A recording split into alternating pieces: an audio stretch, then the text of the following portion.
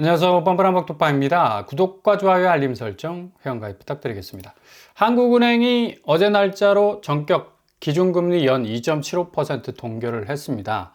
그야말로 금리 인하할 수도 있지 않겠나라는 전망을 보기 좋게 따돌리는 굉장히 단호한 어떤 입장을 발표를 했는데, 이창용 총재도 어두운 터널을 확 들어온 느낌이라는 그런 어떤 뉘앙스를 풍기면서 이 미국발 변수, 특별히 경제적 불확실성이 굉장히 짙어져 가는 가운데 환율과 금리라는 부분이 굉장히 한국 경제, 특별히 부동산 시장에 있어서는 엄청난 타격으로 다가올 가능성이 높습니다. 지금 환율이 1420원대로 살짝 내려온 감 있지만 이게 앞으로 또 어떻게 또 럭비공처럼 튈 가능성도 상당 부분 그 가능성을 배제하지 못하기 때문에 2.75% 동결이라는 선을 딱 그었다고 볼 수가 있겠죠.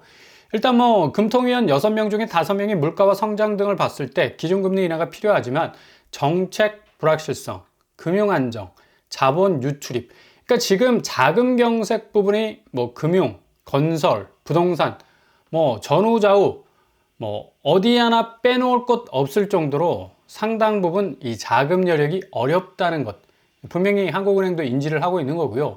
이런 차원에서 유동성 확대를 위해서 금리 인하가 필요한데, 금리 동결을 한 것 역시도 이 달러 기조가 굉장히 불안할 수밖에 없다. 지금 미국이 난리가 났습니다. 제롬 파월과 트럼프의 또 기싸움으로 번져가고 있는데, 이렇게 제롬 파월이 입이 툭 하고 튀어나올 수밖에 없는 게 계속적으로 지금 트럼프가 제롬 파월의 조인트를 까고 있어요. 금리 내려라, 금리 내려라.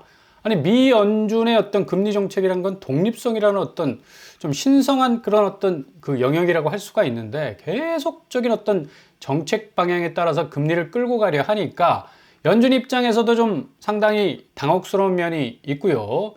일단 아주 직설적인 말, 임기 빨리 끝내야 된다 라는 말까지 지금 내뱉었는데, 제롬 파월 입장에서는 상당히 당혹스러울 수밖에 없는 거고, 지금 관세 정책 때문에 미국 경제가 지금 거의 날아가고 있습니다. 증시, 가상화폐 등등 전체적인 자본시장이 굉장히 지금 위축되어 가고 있는 그런 상황이라고 볼 수가 있겠죠. 그렇기 때문에 지금 관세로 인해서 기존 이 바이든 때 엄청난 물가 체감도를 느꼈던 이 미국 시민들이 지금도 역시 엄청난 지금 물가, 고물가에 대한 어떤 압박감에서 벗어나지 못하고 있다. 러스트벨트, 그러니까 대부분 노동자들이 트럼프의 이런 이 경제 아이콘이라는 어떤 경제 대통령의 이미지를 확실하게 믿었기 때문에 밀어준 건데, 이거 거의 뒤통수 까이고 있는 겁니다. 계속적인 어떤 물가 체감도가 사라지지 않고 높아지고 있는 그런 차원에서 연준 입장에서도 이거 관세 정책 이런 식으로 드라이브를 계속 걸다가는 인플레 분명히 올 수 있고 성장도 떨어질 수밖에 없다라는 우려를 전하고 있죠. 파월 역시도 관세 정책의 직접적인 영향을 미국이 확실하게 받고 있다라는 사실을 고스란히 드러내고 있는데요.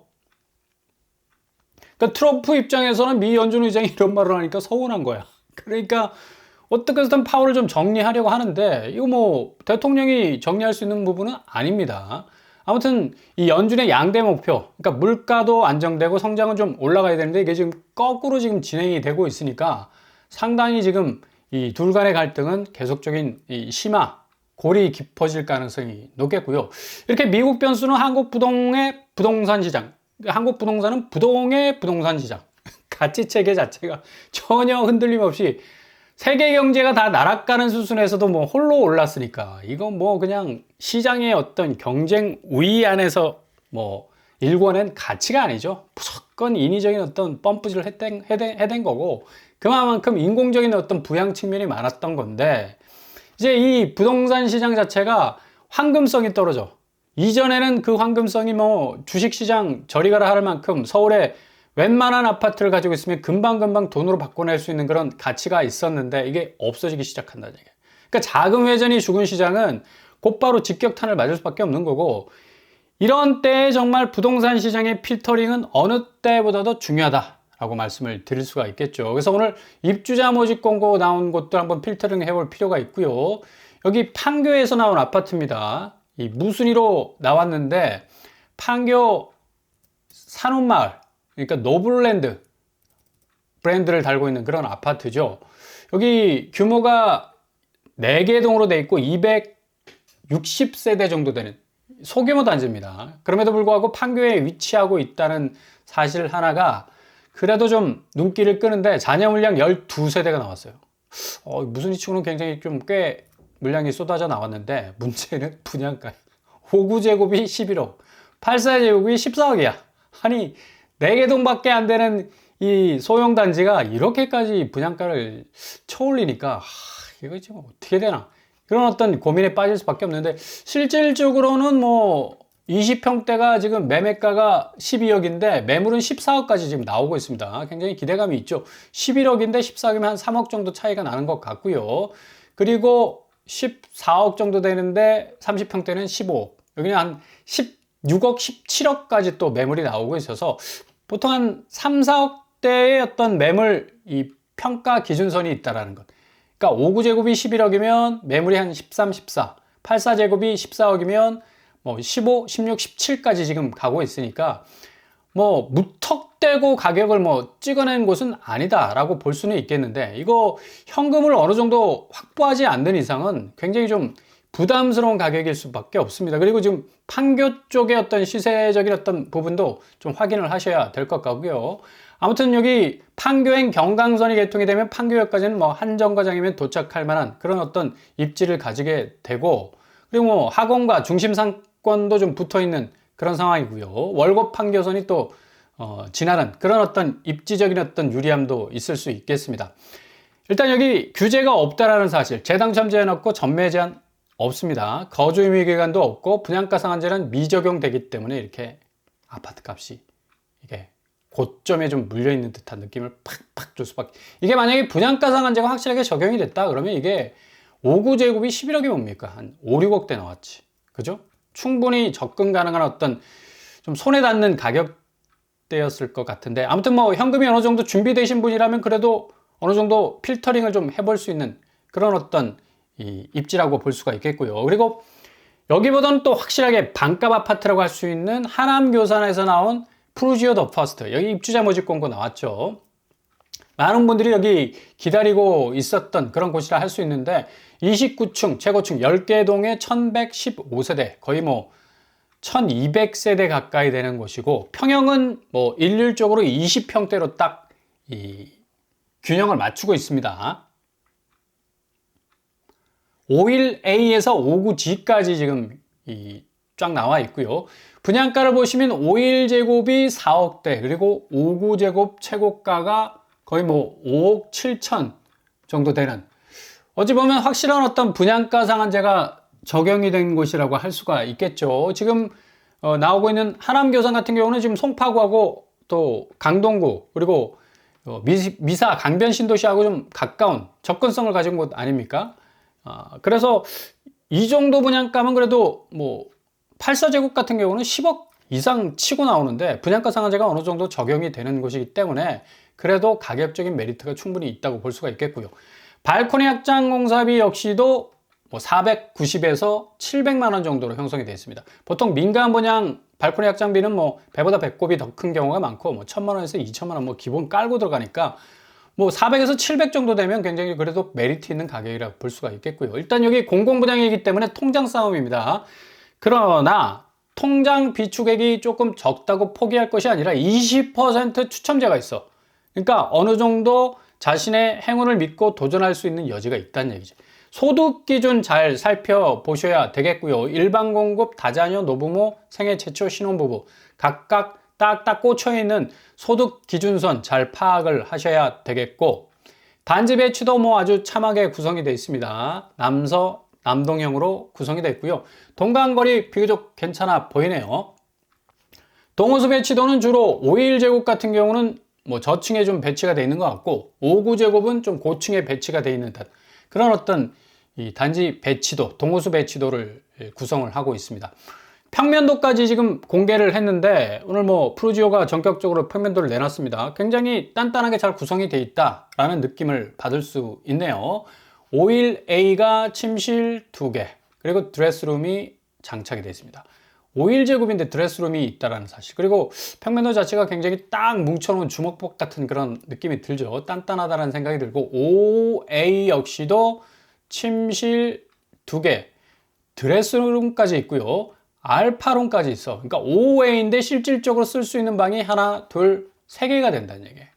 보통 5 정도 되면 방 2개로 그치는데 드레스룸과 알파룸까지 있다는 건 푸르지오가 상당히 평면을 잘 뽑았다라고 볼 수가 있겠고요. 오팔레이도 비슷한 구조. 침실이 하나, 둘, 셋. 여기 이제 알파룸 빼고 침실로 박아 놓네요. 그런데 드레스룸이 없는 줄 알았는데 여기 있네. 그러니까 그만큼 아주 내실 있는 평면도를 구성을 하고 있는 걸 볼 수가 있습니다. 5구의 주력이라고 볼 수가 있겠죠. 침실 하나, 둘, 셋, 그리고 드레스룸 장착. 마치 842 같은 평면도를 구현을 해놨습니다. 592가 아주 5구제곱인데 거의 100제곱 넘어가는 회랑구조, 비스무리한 횡적인 어떤 평면 구성도를 가지고 있고요. 하나, 둘, 셋, 침실 3개, 드레스룸 장착이 되어 있습니다. 뭐 상당히 5구제곱 평면도는 아주 내실 있게 구성이 됐다. 근데 5구B 같은 경우도 뭐 타워형임에도 불구하고 상당히 복잡하죠. 예. 동서남북 다 아주 촘촘하게 다 있을 거 다 있습니다. 드레스룸까지. 그래서 하남교산 더 푸르지오는 신축이라는 어떤 장점도 있겠지만 신축의 어떤 이 평면 구성도 트렌드가 상당히 내실 있게 구성이 되어 있고 또 있을 거 없을 거 없는 건 다 빼버리고 있을 수 있는 거는 다 집어넣는 때려 넣는 그런 어떤 이 평면 구성도를 가지고 있기 때문에 상당히 그래도 메리트가 있다라고 볼 수가 있겠습니다. 일단 특별 공급, 일반 공급 신청 자격 잘 살펴보실 수 있길 바라고요. 입주자 모집 공고일 기준으로 30, 20, 50% 당첨 비율 있다라는 것 기억하시면 일단 서울, 경기, 인천 모든 분들이 지원이 가능하다는 얘기입니다. 여기 입지는 하남 검단산역 5호선이 지금 통과하고 있고 제일 중요한 거는 오금역을 출발하는 3호선 송파 라인이죠. 그래서 교산 푸르지오 더 퍼스트는 송파 생활권을 흡수할 수 있는 충분한 아파트 여력을 가지고 있다라고 말을 할 수가 있습니다. 송파 아파트다 라고 말하기에는 조금 그래도 경기권 아파트라서 무리수가 있는 듯 보이지만 그러나 예외는 3호선 연장 라인이 지나간다. 결국에 가서는 송파 생활권으로 흡수될 수밖에 없는 아주 좋은 그런 입지를 가지고 있다고 할 수가 있겠습니다. 뭐 주변에 뭐 도서관도 있고요. 뭐 초품화 초등학교가 가깝고 중학교도 위치해 있네요. 나름 학군도 좀 괜찮은 것 같습니다.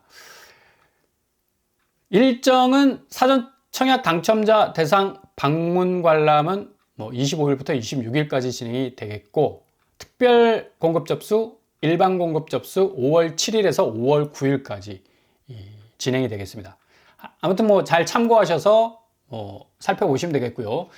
여기는 진짜 송파죠. 송파 창의혁신구역, 성동구치소 부지도 본격적으로 나오게 되는데 2023년도 뭐 송파혁신 공공주택 설계 공모까지 내면서 뭐 드라이브를 걸기 시작했는데 이제 2년 지났습니다. 확실하게 모집 공고가 나올 것으로 보이고 1단지와 2단지 구성이 되는데 1단지에 주로 이익공유형 아파트가 나올 가능성이 높다는 얘기죠. 이익공유형이라는 것은 70% 재산권을 내가 행사를 할 수 있는 건데 대신 아파트 가격은 거의 뭐 5억대로 송파에서도 내가 진입할 수 있는 가능성이 열려 있다는 얘기죠. 전체적인 1120세대에서 40세대 정도 되는 아주 물량이 굉장히 많습니다. 5금역 초역세권이고 이런 어떤 송파 아파트 뭐 앞으로 5억대에 과연 진입할 수 있는 기회가 있을까? 이제 거의 전무하다시피 할 수가 있겠죠. 왜냐하면 송파 창의혁신구역 외에는 송파에서 이런 식으로 공공분양하는 곳은 이제 없습니다. 부지 자체가 없기 때문에.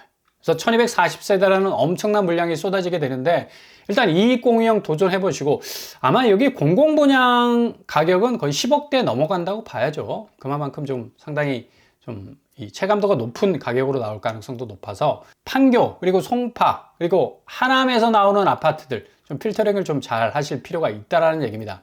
초반에 말씀드렸듯이 정말 심상치 않은 미국발 변수가 계속적으로 지금 터지고 있습니다.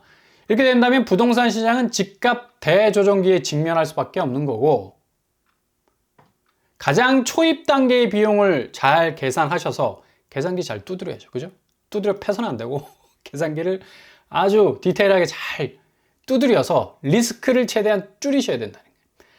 이제 앞으로 시장 논리로 집값은 정상화 단계로 가야죠. 뭐 인공적인 부양 뭐 어떻게 해서든 부동산 공화국 안에서 우리가 막 너무나 치였던 그런 어떤 좀 시절은 좀 가야 될 것 같고, 반값 아파트 시절의 분상제 개념, 이익공유형, 뭐 이런 공공분양 형태로 좀 많은 사람들이 내 집 마련하는 데 있어서 좀 수월할 수 있는 그런 어떤 이 흐름으로 가게 될 것 같은데, 앞으로 이런 기회들이 무주택자들에게 많이 찾아올 것으로 보입니다. 잘 지켜보시면서 골든타임 잡으실 수 있길 바랍니다.